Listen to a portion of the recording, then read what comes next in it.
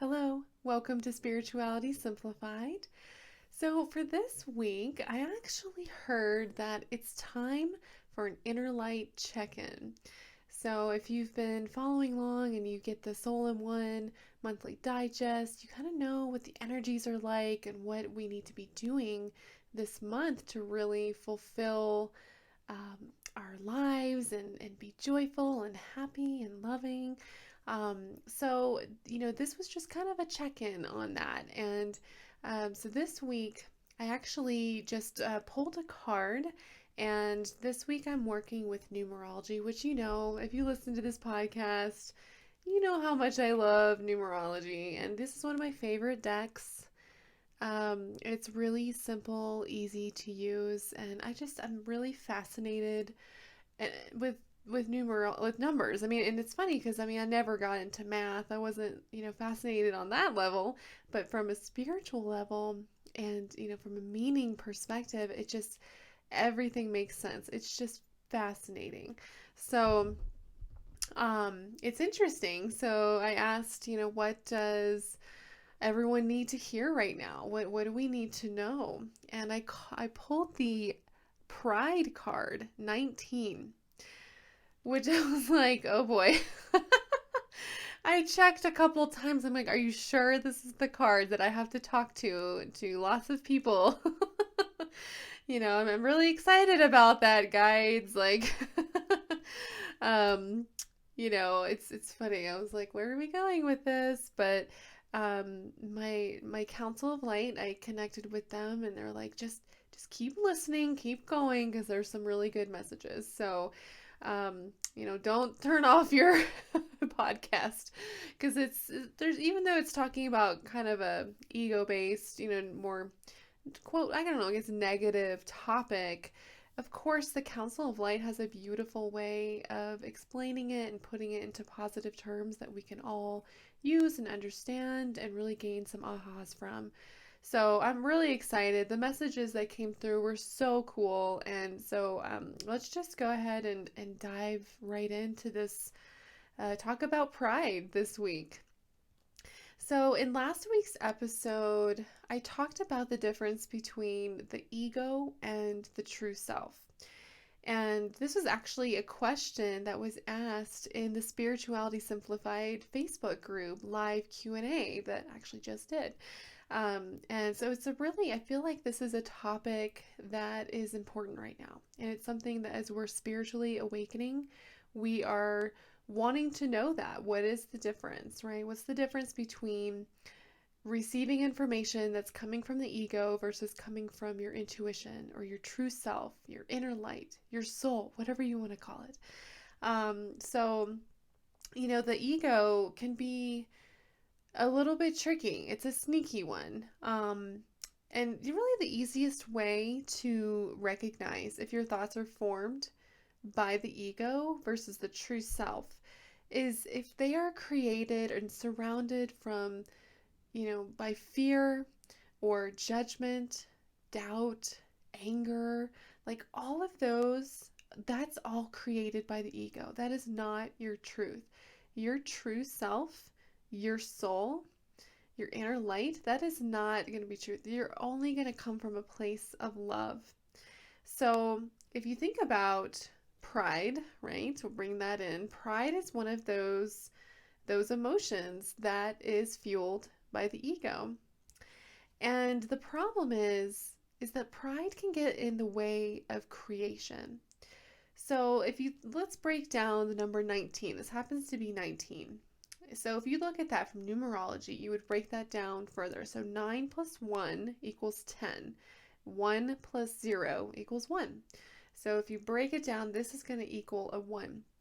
And 1 in numerology is all about new beginnings, fresh perspectives, new ideas. So, the thing is, though, if you're bringing in this pride, your ideas for your new projects or some new adventures or some things you're thinking about implementing, that can be hindered or delayed by things such as pride.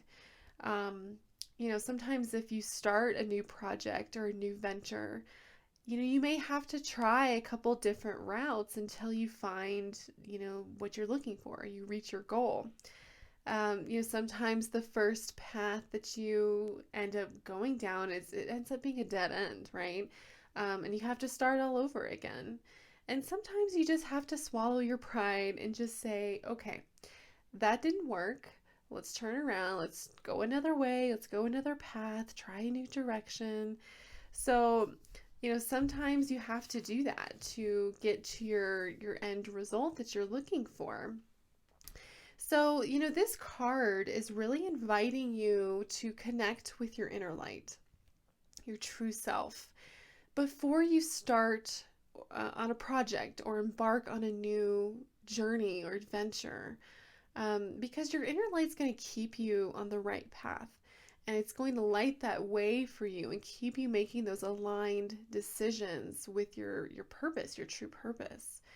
And then if you do make a wrong turn, your true self is going to lift you up and help you to see the higher purpose of why you took that wrong turn, what you can learn from it, and see the positive in the situation and not get so bogged down with like beating yourself up, like all the ego stuff, right? Like your true self's gonna be like, no worries, no big deal. We'll just turn around. What did you learn from this? Okay, great. We won't make that mistake again. So, that's the kind of the difference in thinking, between your ego and your true self. And, it's interesting. This month, Soul in One Digest actually talks about the importance of seeing things from a different perspective, kind of in a different light. And, things like pride can cloud our vision from seeing situations in a different light or in a positive light. And so this is really, really important if you're starting a new creative venture or a new business or just even a personal growth experience. It's gonna be important to be connected with your inner light and really create from that place versus creating from your ego, which is not your truth, right? So, being able to look at a challenge in a different light, that can help you give you some ahas, about which step or which, next direction you need to take, and maybe give you some information that you didn't really have before. So that's really important, like looking at things from a different perspective. And again, that was mentioned in the Soul in One Digest. So the council is asking me to bring that piece up again. That's how important it is. So, and it's interesting, sometimes mistakes, and I'm doing quotes because they're not really mistakes ever, right? There's always a higher purpose. But sometimes they end up being the change that you need to, open your eyes or change your thought process. And sometimes that's really what you need to get where you're really, truly trying to get to. I remember, it's always, my guides kind of reminded me of this moment. Obviously, it's etched in my mind if I still remember, but because it was back in high school. But I was in art class and I was in AP art, and so that was a big class for me. And I was working on this really big painting that, all the work we did in an AP class, you had to submit at the end to get credit, right? So it's really important, and you spend a lot of work and time on this stuff. And I remember I made a mistake, and at first I was so frustrated. I beat myself up. I was like, oh my gosh, I ruined it. I'm going to have to start all over. What am I going to do? I got to turn this in a month. I don't have time, all this stuff, right?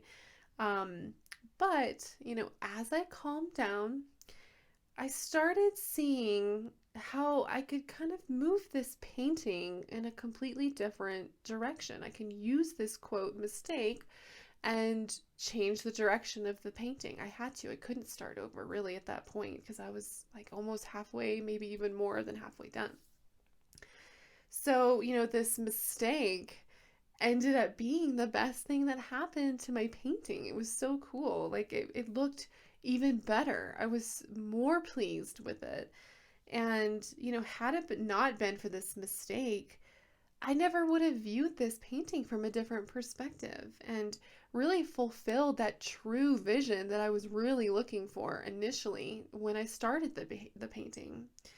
So it was kind of cool because my true self really showed me the light in the mistake, and where my ego could have really easily taken over and caused me to feel like a failure and caused me to just give up and throw it away and just freak out, right? There's a little bit of freak out in there, but um good news is my true self is it's always stronger, right? Like light and love will always win. So my true self didn't let my pride and my frustration and my hopelessness get in the way, which those things are all created by the ego. My true self didn't let those things get in the way of my creation. So that's an interesting point. So it's like this card is really reminding us to just kind of let go of control and just let it flow. And you kind of expounding upon last episode's message about, tapping into your inner child and kind of remembering what it's like to experience that kind of true joy and bliss and imagination and childlike wonder. Like that was, this is kind of expanding upon this, like let your inner child really guide your new beginnings, whatever those are. So wherever you are right now, and whatever, new project, new creative endeavor, new hobby, I mean, whatever that is for you, whatever's new for you, let your inner child and your inner light guide the way for you. And that'll allow you to set your ego aside to really allow that magic and to happen, into that manifestation of your truth and your dreams to really happen, and to really fulfill that true vision of which you initially had when you started that project. So, and again, it's that the whole thing is that when you tap into your inner light, you're tapping, when you tap into your inner child, you're tapping into your inner light. And when you connect to your inner light, you don't feel that need to control. Like you surrender, right? So you just let go and you're just acting on inspiration and bliss only. And it's really amazing. Like it's really interesting. Like, so if you're ever stuck on a project or a new endeavor you're doing, and you're just feeling stuck and like just not going anywhere, take a bliss vacation. So this is really cool. I actually did this in my own business. Give yourself a week off from your kind of daily grind to-do list, right? And I'm not talking about, not doing your responsibilities. Like, it's not like a true like vacation where you're actually going somewhere. I mean, this is like more of you're not doing anything out of have to. This is out of want to and inspiration. So you are acting on inspiration and bliss only. It's really interesting. So this, like letting go of that control and just only acting on bliss, that is going to open up this energy and allow that creativity to flow. It's going to, clear that blockage that you may be having. Your day is going to be easier. It's going to be fun. It's going to be more full of joy. You're going to feel rested and recharged. It's amazing. I did this and it's kind of funny.